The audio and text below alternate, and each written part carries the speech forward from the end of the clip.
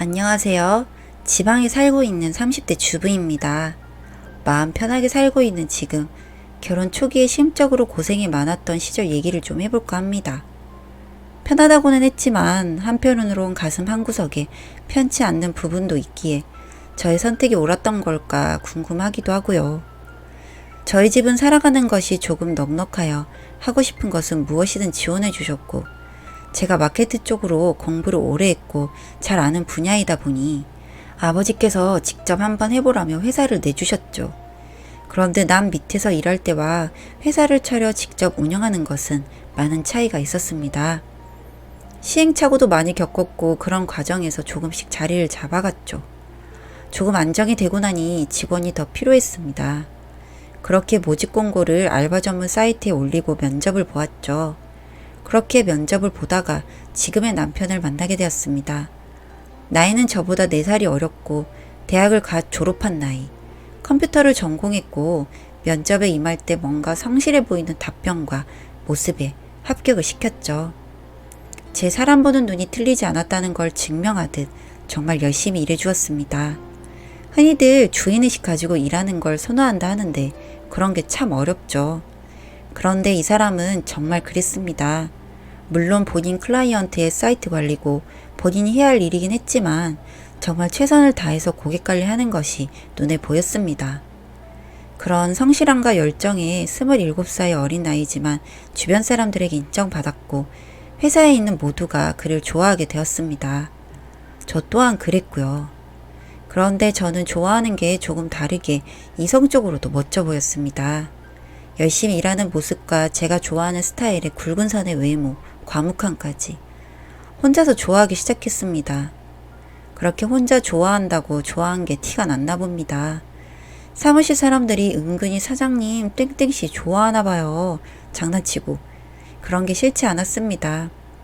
그렇게 몇 개월이 흐르니 자연스레 약간의 공식적인 커플 같은 게 되었습니다. 실제로 사적으로 연락도 안 하는데 말이죠. 그러다가 우연히 클라이언트 미팅에 있어서 같이 나가서 미팅하고 돌아오는 길이었습니다. 목마른데 커피 한 잔 사들고 가자고 해서 카페에 갔죠.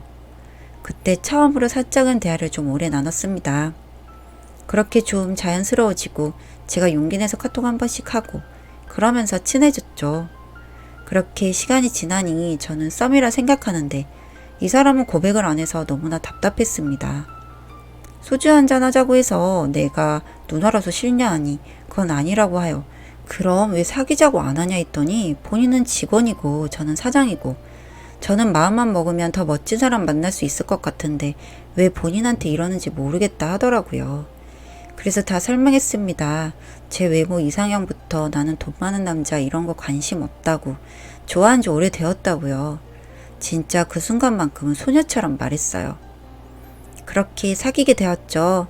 물론 처음엔 사무실에서 비밀로 하기로 했고요. 그렇게 남들 모르는 스릴 있는 연애를 꽁냥꽁냥 즐겼습니다. 근데 제 나이가 30대 초반이고 더 늦으면 안 될 것 같다는 생각이 들었습니다. 남편은 어렸지만 믿음이 가는 사람이었기에 제가 먼저 결혼하고 싶다고 했어요.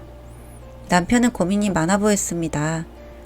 본인이 어린 것은 문제가 되지 않는다 했어요. 그러나 모아둔 돈이 없고 큰 문제가 있다고 하더라고요. 알고 보니 남편은 정말 골칫 덩어리의 아버지를 갖고 있었습니다. 한평생 사업이니 뭐니 허파에 바람들어서 돌아다니고 덕분에 어머니는 고생만 무진장 많이 하시다가 남편이 군대가 있을 적에 돌아가신 거였습니다. 그래서 월급이 얼마 정도 떼서 빚 갚는 데 쓰고 있다고 했습니다. 그때만 해도 한번 만나 뵙고 싶었습니다. 사업이 다 잘 될 수 없는 것이고 잘하려 하다가 실패를 하는 것은 나쁘지 않다 생각했으니까요. 그래서 일단 한번 아버지를 만나보자 했습니다. 그렇게 만나게 되었죠. 그런데 생각했던 것과는 전혀 달랐어요. 당장 집에 돈이 없다고 하던 남편의 말과는 다르게 차부터 시작해서 행색이 돈 좀 있는 사람처럼 보였습니다. 그래서 말 뜻을 조금 이해했어요. 허파에 바람만 들어가 있다던. 만나서 이것저것 묻더니 사장이면 돈 좀 있겠네? 우스갯소리를 하시는 말이 어느 정도 진심처럼 느껴졌습니다. 결혼한다고 하니 길게 생각 안 하시고 알겠다고 하시더군요. 그래도 같이 살던 아들 이제 나하고 살아야 하니 좀 죄송스러운 마음에 빚에 대해 물었습니다. 빚이 많으시다 들었는데 규모가 어느 정도 되냐고 하니 뭐 다 정리하고 5천쯤 있으시다 하더라고요. 다다음날 바로 해드렸습니다. 남편이 부담감을 좀 내려놓을 수만 있다면 그걸로 저는 좋았으니까요. 그렇게 속전속결로 결혼했습니다. 정말 행복했습니다. 같이 출근하고 일하고 같이 퇴근하고 같이 잠들고 잠시도 떨어져 있지 않고 너무 좋았습니다. 늘 너무 도도해 보이고 무서워 보인다고 얘기 듣는 편이라 연애도 많이 못 해보았고 솔직히 제 눈에 차는 남자도 그닥 없었기에 혼자 오랜 시간 보내온 저에게 남편은 정말 삶의 활력소였습니다. 근데 하나의 고민이 생겼죠. 자주 만나자고 하시는 아버님. 뭐 정말 대도 안 한 아이템 들고 와서 투자를 해보라고 하시는데 계속 거절하는 것도 힘들었고 참 난감했죠. 그 중에는 요새 믿거라고 불리는 믿고 거르는 호텔 임대 투자까지. 그렇게 이자 확약서 써주고 원금 챙겨서 파산해버리는 업체들. 조금만 시사 경제만 밝아도 뻔히 아는 그 수법에 정말 획기적인 아이템이라며 저한테 투자 권유까지 했습니다. 이런 거 다 사기라고 설명을 드려도 세상 속고만 살았나 신문에서 나오는 건데 어떻게 사기냐며. 그리고 이런 게 다 사기면 왜 이렇게 광고하고 하느냐고. 사기도 있지만 이건 진짜 많이 알아본 거다 등등. 듣기도 싫은 말을 듣고 앉아 있어야 할 일이 많았죠. 그러던 어느 날 투자고 사업이고 이제 조금 내려놓고 동네에 조그맣게 가게 하고 싶다면서 좀 도와달라 하시더군요. 그걸 또 바보처럼 제가 믿어버렸죠. 노후도 있으시니 어차피 도와드리는 거 하고 싶은 거 하게 해드리자 싶어서요. 그래서 또 6천만 원을 해드렸어요. 뭐 백종원 골목식당 보시고 하고 싶은 것이 있다며 그냥 알아서 하시라고 했어요. 지쳐서요. 제가 돈을 쌓아놓고 사는 것은 아니지만 그래도 그 돈 없다고 죽는 것은 아니니 도와드렸습니다. 그런데 며칠 뒤에 또 전화가 왔습니다. 나와보라고요. 남편은 정말 저한테 너무 미안했습니다. 그러나 이런 거 처음에 알고 결혼했기에 근데 그냥 짧게 끝날 줄 알았던 이런 것들이 남편이 평생 시달려왔듯 저에게 또 시작들이 하고 있었습니다. 만나서 하는 얘기가 가관이었어요. 아는 사람이 소스 줘서 주식을 샀는데 지금 폭락장 만나서 많이 잃었다고요. 장사하라고 돈 해드린 걸 더 크게 장사해보고 싶어서 주식에 투자했대요. 근데 지금 폭락장 만났으니 추가 매수해서 평균 단가를 낮춰야 한대요. 참 기가 차서 말도 안 나왔죠. 이러다가 저까지 파산할 것 같아 단호하게 말씀을 드렸습니다. 더 이상 해드릴 돈도 없고 진짜 가진 현금도 없다. 더 내려가기 전에 정리하고 정리한 돈으로 그냥 쓰시면서 살라고요.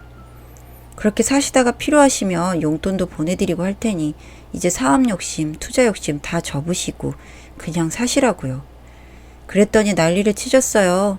돈 좀 있다고 며느리가 시아버지 가르치려 드느냐며 사람들 많은 곳에서 면박을 주셨죠. 도망치듯 나와서 집으로 갔어요. 그리고 남편한테 말했습니다. 이런 상황이다 하니 많이 놀래더군요. 미안하다고. 그런데 그러고 있을 때 집에 초인종이 눌러졌어요. 아버님이었죠. 짐 한 보따리 가져오시더니 여기서 좀 지낸다고 하더라고요. 도저히 참을 수가 없었어요. 꼬장도 이런 꼬장이 있나 싶고요. 뭐 하시는 거냐고 하니 시아버지가 아들 집 와서 지내지도 못하냐고 하더라고요. 그래서 저는 이런 거 원한 적 없고 모실 마음도 없다. 남편하고도 이야기 끝난 부분이 이제 나가달라고 했어요. 아버님 안 나가시면 제가 나간다고요. 여태까지 남편의 아버지라는 이유로 할 도리는 해야겠다 싶어서 나쁜 성격 참고 정말 잘해드렸는데 도저히 안 되겠어서 폭발해버렸죠. 남편이 안절부절 못하고 있는 것도 그 순간에 열받더라고요. 그래서 그냥 내가 나간다 했더니 남편이 붙잡았어요. 그래서 말했어요. 어떡할 거냐. 나랑 살래 아빠 따라갈래 하니 저랑 산다고 하더라고요. 그럼 당장 보내라고 하니 아버지 나가주세요 하더라고요. 믿었던 아들마저 제 편이니 벙쪄서는 일단 나가셨죠. 그렇게 나가고 나서 남편한테 확실히 말했어요. 해드릴 만큼 해드렸고 할 만큼 한 것 같다. 더 이상 못하고 나는 이제 만나기도 싫다고 나 이제 그렇게 살 건데 괜찮냐고 했죠. 그러니 본인도 당신 할 만큼 했다. 미안하다면 사과하더라고요. 이제 볼일 없게 알아서 잘하겠다고요. 순간 또 미안한 기분이 들어서 핏줄의 인연을 끊으라고 하는 것은 아니다. 뭐 당신 받는 월급으로 얼마씩 도와주는 것은 말 안 하겠다. 그리고 가끔 얼굴 보는 것도 뭐라 하지 않을 테니 나한테는 더 이상 신경 쓰게 하지 말아달라고 딱 말했어요. 그러니 남편은 알겠다고 했고요. 그 후로는 아직 본 적이 없습니다. 남편은 제가 싫어하는 것을 아니 말을 아끼고요. 제가 궁금해져서 물으니 본인한테 돈 좀 달라고 해서 마지막으로 있는 돈 다 털어드리고 인연 끊자고 말했대요. 그렇게 해주면 돈 준다고요. 그랬더니 돈 받고 사라졌답니다. 참 돈이 뭔지. 남편은 거기에 더 충격받은 것이고요. 진짜 그렇게 쉽게 알겠다고 할 줄은 몰랐대요. 그래서 이제 본인한테도 아버지는 필요 없다고.